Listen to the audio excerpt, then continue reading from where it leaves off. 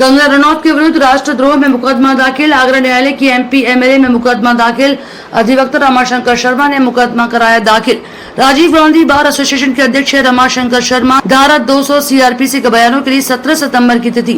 न्यायाधीश अनुज कुमार सिंह की कोर्ट में वाद हुआ है दर्ज। कंगना रनौत पर किसानों को हत्यारा बलात्कारी कहने का आरोप। महात्मा गांधी का हिंसात्मक सिद्धांत का मजाक उड़ाने का भी लगा आरोप। मैं रमाशंकर शर्मा एडवोकेट, अध्यक्ष राजीव गांधी बार एसोसिएशन आगरा, एक किसान का बेटा हूं और किसान परिवार में पैदा हुआ और वकालत से पहले मैंने करीब 20-25 साल पहले खेती भी की है।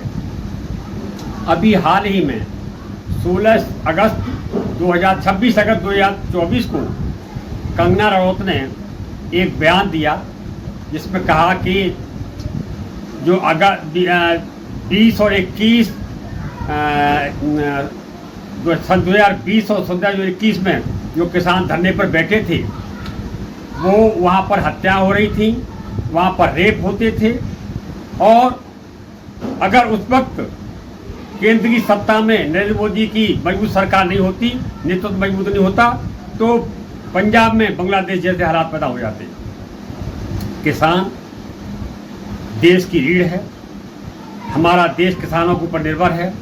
किसान दिन रात मेहनत करके अनाज, फल, सब्जी, दालें आज पैदा करता है, उस पर सारा देश निर्भर रहता है, जीवन यापन करता है। लेकिन कंगना रनौत ने अपनी मांगों को लेकर, और ये मांगे क्या थी, सन 2020 में प्रधानमंत्री नरेंद्र मोदी ने किसानों के खिलाफ काले कानून बनाए थे, उनको उनके विरोध में और एमएसपी की मांग को लेकर किसानों ने दिल्ली बॉर्डर पर अगस्त 2020 से लेकर दिसंबर 2021 तक करीब 15 महीने का धरना दिया था।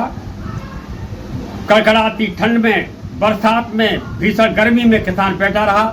750 किसानों की मौत हो गई थी। लेकिन सन 2022 में जो कुछ विधानसभाओं के चुनाव थे, इसलिए केंद्र की सरकार ने अपने नुकसान को देखते हुए उस काले कानून को वापस लिया था। लेकिन कंगना रनौत ने ये कहकर किसानों का, देश के करोड़ों किसानों का नुकसान किया है, अपमान किया है, भारी अपमान किया है कि किसानों ने आंदोलन के दौरान वहाँ हत्याएं की और रेप किए। ये अपमान चूंकि मैं किसान का बेटा हूँ बर्दाश्त नहीं करूँगा। इसी तरह कंगना रनौत का ये पहला अपराध नहीं है। कंगना रनौत ने 16 नवंबर 2021 में एक बयान दिया था जिसमें कहा था, महात्मा गांधी के अहिंसात्मक सिद्धांत को गाली थी इसने और कहा था कि गांधी जी का ये सिद्धांत कि एक गाल पर चाटा कोई मारे तो दूसरा गाल कर दो, लेकिन गाल पर चाटा खाने से भीख मिलती है, आज़ादी नहीं मिलती। और ये भी कहा था कंगना ने कि सर 1947 में जो हमको आज़ादी मिली थी वो गांधी जी के भीख के कटोरे मिली थी, वो आज़ादी हमें भीख में मिली थी।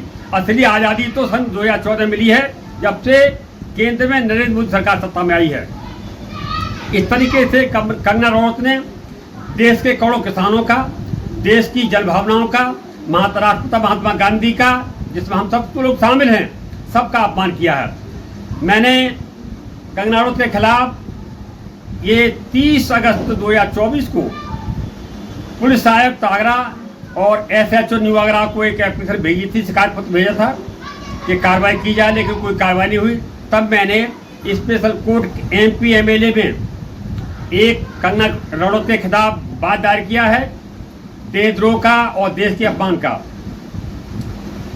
कोर्ट ने 17 सितंबर की तारीख सुनवाई के लिए रख दी है, जिसमें मेरा बयान होना है।